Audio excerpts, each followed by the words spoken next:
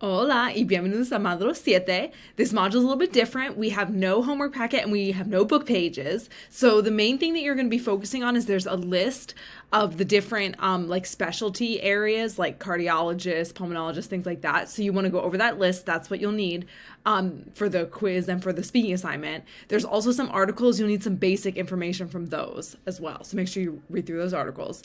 The module 7 and 8 are going to have basically the same learning materials because you're going to be working on your field specific project this module and next module. So again, make sure that you go over those readings, and under the listening here, you'll hear the pronunciation of each of those specialty areas. The reminder here about the field specific project, which is due in module 8, but you really want to make sure that you have set up your appointment already to interview someone for that. And again, reach out if you have any questions because it's going to come up fast next module. And for the assignments, just the speaking assignment and the quiz. And that's it. No homework packet. Work on your project. Let me know if you have questions. Y nos vemos pronto.